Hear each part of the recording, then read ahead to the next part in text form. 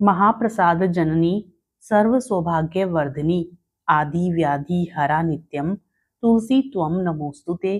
जय माता दी। जय श्री हरि भगवान। जय लक्ष्मी माता।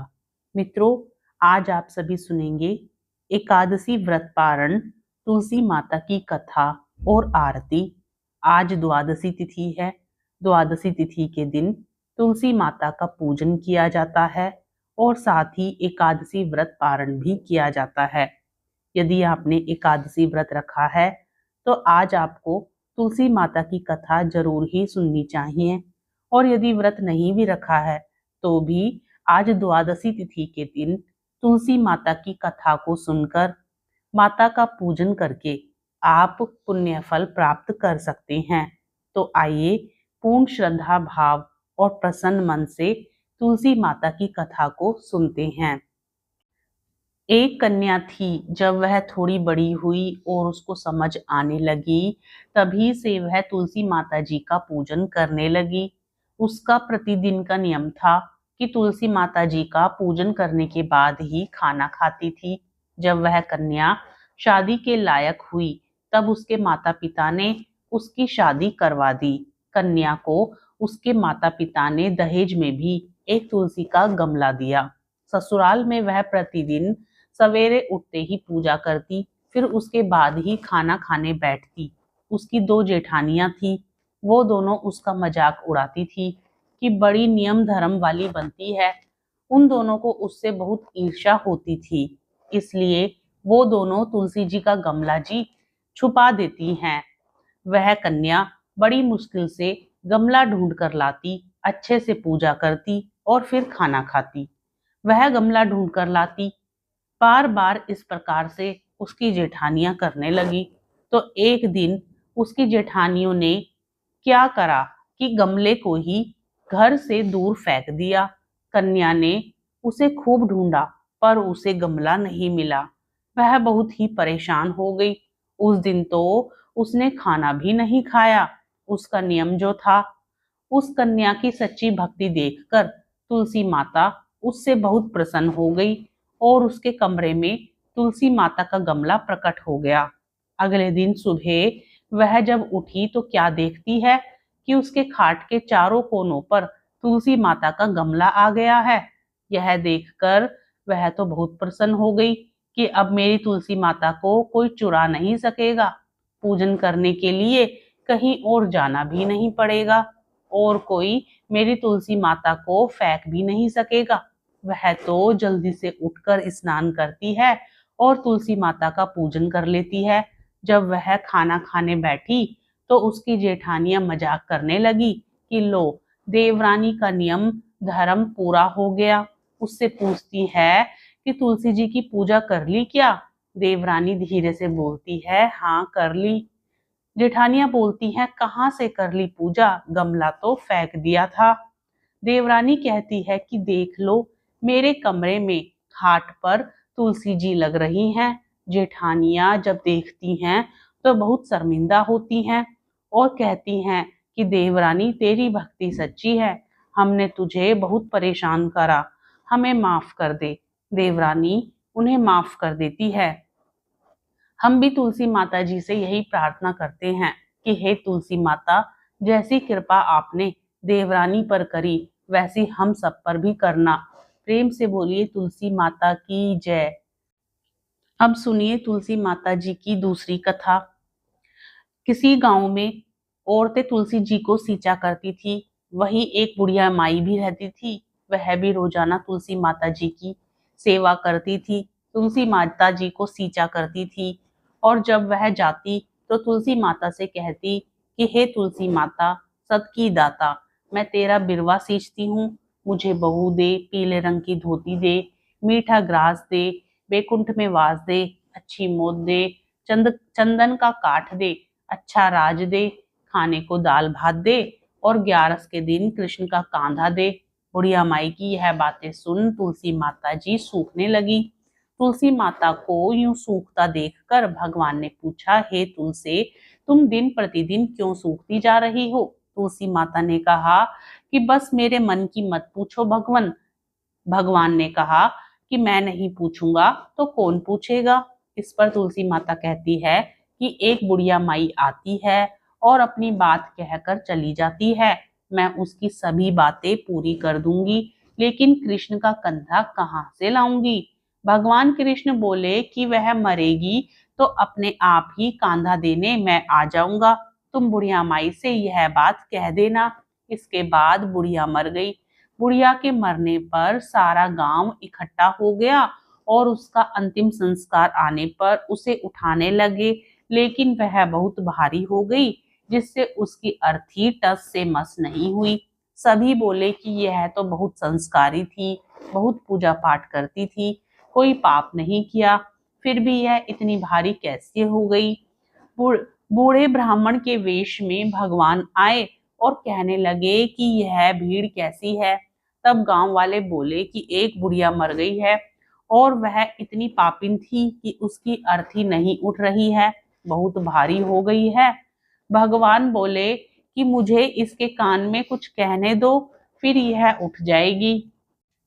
भगवान बुढ़िया के पास गए और उसके कान में कहा कि माई, तू अपने मन की कर ले, पीताम्बर की धोती ले, मीठा ग्रास ले, बैकुंठ में वास ले, चटक की चाल ले, चंदन का काठ ले, झालर की झनकार ले, दाल भात को जीवन ले और कृष्ण का कंधा ले। भगवान जी की सभी बातें सुनकर बुढ़िया हल्की हो गई। भगवान अपने कंधे पर उसे ले गए। बुढ़िया को मुक्ति मिल गई और वह बैकुंठ को चली गई। हे तुलसी माता, जैसे आपने उस बुढ़िया माई की मुक्ति की, वैसे सभी की करना। जैसे भगवान ने उसे कंधा दिया, हमें भी देना। अब सुनिए तुलसी माता जी की दूसरी कथा। एक ब्राह्मण था, वह प्रतिदिन मंदिर जाता था। वह प्रतिदिन तुलसी माता जी की पूजा करता था।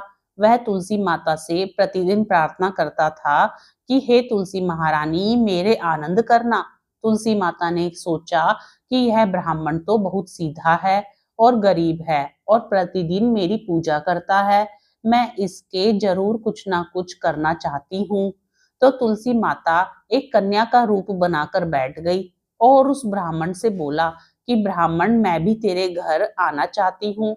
ब्राह्मण ने सोचा कि 6 लड़कियां तो मेरे पहले से ही हैं और 7 लड़कियों का पालन पोषण मैं कैसे करूंगा, लड़कियों की शादी कैसे कराऊंगा, मेरे पास तो कुछ भी ऐसा नहीं है। यह व्याभिचार करके वह बहुत परेशान रहने लगा, उसको तो खाना भी नहीं भा रहा था। उसकी औरत ने कहा कि क्या बात है, आजकल आप बहुत दुखी रहने लग गए। तो इस पर ब्राह्मण बोला कि मैं मंदिर जाता हूँ, वहां पर एक छोटी सी सुंदर सी कन्या बैठी है और वह कहती है कि ब्राह्मण, मैं आपके घर आऊं। उसकी पत्नी बोली कि अरे, इसमें परेशान होने की क्या बात है, आ रही है तो आने दो। ब्राह्मण बोला कि पहले से ही अपने 6 लड़कियां तो हैं ही, उनकी भी अपने को शादी करवानी है। तो इस पर ब्राह्मणी बोली कि अरे, ये तो कोई बात नहीं है, अपनी 6 लड़कियों की जैसे शादी करवाएंगे वैसे 7वीं की भी करवा देंगे, हम अपनी 7 लड़कियों की शादी साथ में ही करवा देंगे। अगले दिन जब वह ब्राह्मण मंदिर गया तो उस छोटी कन्या ने पूछा, ब्राह्मण, मैं आपके घर आऊं? तो ब्राह्मण बोला कि हाँ, चल बेटा चल। उनको वह घर पर लेकर आ गया। तुलसी माता के कन्या के रूप में ब्राह्मण के घर आने से ब्राह्मण के घर बहुत आनंद हो गया। घर में लक्ष्मी की बारिश हो गई। जब ब्राह्मण 7 कन्याओं की शादी के लिए वर ढूंढने जाने लगे तो उस छोटी कन्या ने कहा कि मेरी तो सालिग्राम जी के मंदिर में जाकर सालिग्राम जी को बोलना कि बारात लेकर आए और मेरी बाकी 6 बहनों के लिए वर तुम अपनी इच्छा से ढूंढ लेना। तुलसा महारानी की मेहरबानी से उसके तो सब जेवर, कपड़ा, खाना सब तैयार हो गया और अच्छी धूमधाम से उनकी शादी हो गई और उस ब्राह्मण के तुलसी माता की बहुत टूटमान हुई। हम भी तुलसी माता जी से यही प्रार्थना करते हैं कि हे तुलसी माता जी, जैसे आपने ब्राह्मण पे टूटमान हुए वैसे हम पर भी होना और जैसा आनंद ब्राह्मण के घर करा वैसे हम सब पर भी करना। प्रेम से बोलिए तुलसी माता की जय। अब सुनिए तुलसी माता जी की एक और कथा। एक परिवार में ननद भाभी रहती थी। ननद अभी कुंवारी थी, वह तुलसी जी की बड़ी सेवा करती थी, पर भाभी को यह सब फूटी आंख नहीं सुहाता था। कभी कभी तो वह गुस्से में कहती कि जब तेरा विवाह होगा तो तुलसी ही खाने को दूंगी तथा तुलसी ही तेरे दहेज में दूंगी। यथा समय जब ननद की शादी हुई तो उसकी भाभी ने बारातियों के सामने तुलसी का गमला फोड़कर रख दिया। भगवान की कृपा से वह गमला व्यंजनों में बदल गया। गहनों के बदले भाभी ने ननद को तुलसी की मंजरी पहना दी तो वह सोने के आभूषणों में बदल गई।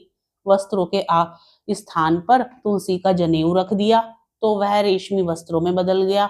ससुराल में उसके दहेज आदि के बारे में बहुत बढ़ाई हुई। इस पर भाभी को बड़ा आश्चर्य हुआ और वह तुलसी जी की पूजा का महत्व उसकी समझ में आ गया।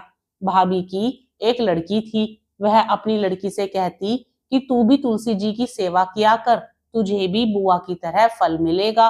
पर लड़की का मन तुलसी जी की सेवा में नहीं लगता था। जब उसकी लड़की के विवाह का समय आया तो भाभी ने सोचा जैसा व्यवहार मैंने अपनी ननद से किया था उसी के कारण उसे इतनी इज्जत मिली, क्यों ना मैं अपनी लड़की के साथ भी वैसा ही व्यवहार करूं। उसने तुलसी का गमला फोड़कर बारातियों के सामने रख दिया, परंतु इस बार मिट्टी मिट्टी ही रही। मंजरी व पत्ते भी अपने पूर्व रूप में ही रहे तथा जनेऊ जनेऊ ही रहा। सभी बाराती भाभी की बुराई करने लगे। ससुराल में सभी लड़की की बुराई कर रहे थे। भाभी ननद को कभी घर नहीं बुलाती थी। भाई ने सोचा मैं ही बहन से मिल आऊं। उसने अपनी इच्छा अपनी पत्नी को बताई तथा सौगात ले जाने के लिए कुछ मांगा। भाभी ने थैले में ज्वार भरकर कहा, और तो कुछ नहीं है, यही ले जाओ। वह दुखी मन से चल दिया। भला बहन के घर कोई ज्वार लेकर आता है। बहन के घर के नगर के समीप पहुंचकर उसने एक गौशाला में गाय के सामने ज्वार का थैला उलट दिया। तब गोपालक ने कहा, हे भाई, सोना मोती गाय के आगे क्यों डाल रहे हो? भाई ने उसको सारी बात बता दी तथा सोना मोती लेकर प्रसन्न मन से बहन के घर गया। बहन बड़ी प्रसन्न हुई। भाई ने अपनी बहन को तुलसी माता की सारी बातें बता दी। इस प्रकार तुलसी माता जी की कृपा जैसे भाई बहन पर करी, वैसे कहानी कहते सुनते सब परिवार पर अपनी कृपा बनाए रखना। प्रेम से बोलिए तुलसी माता की जय। मित्रों, आज की कथा आपको अच्छी लगी हो तो वीडियो को लाइक करके चैनल को सब्सक्राइब जरूर कीजिएगा। कमेंट बॉक्स में जय तुलसी माता भी जरूर लिखिएगा।